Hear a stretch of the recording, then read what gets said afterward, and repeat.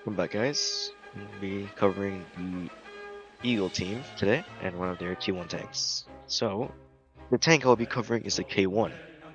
Historically, it was referred to as the Tank 88, which is a derivative of America's M1 Abrams.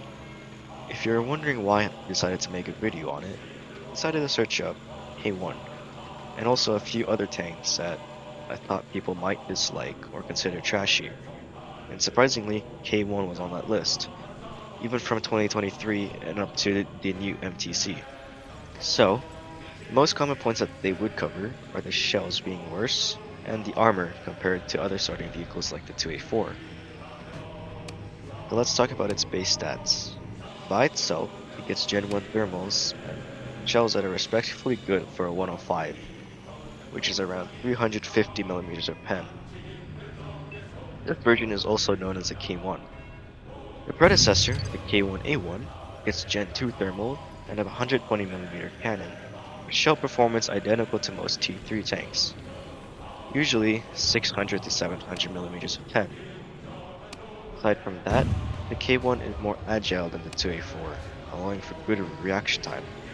And I also mentioned it has hydropneumatic suspension. So why do I pick it over the 2A4? Other than the stats I've given above. It sure has less armor than other tanks, but let's be honest, every tank's armor at that tier is horrible. Even a Hawk tank.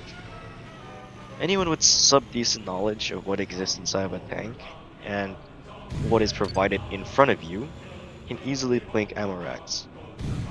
During my experience using this tank, I've always been consistently able to reach top scores close to 8,000 to 9,000 points only using the tank before upgrading. Oh, but it sucked when you have solos or 2 crew configurations. I need armor to compensate for not having a loader. Again, more notes on it. I normally play with 2 crew configs, thank you Lucas, but occasionally I solo the tank. The typical tactic is to decide if you're doing well or not before you try to become aggressive. Why? The upgraded tank isn't really far from 4 to 3 kills, but if you don't need it, as in you're already doing well and slowly becoming aggressive, there's no need to upgrade it until you die. If the base is horrible, then learn to aim. The agility is literally nearly the same, and not many people use thermals 24/7, as it's not recommended.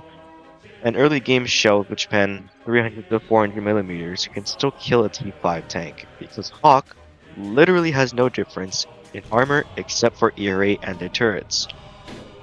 Again, the K1 and A1 was never meant to be bad, but only the players are. Again, no hard feelings or biased opinions. You're free to play and think how you like. Have fun out there.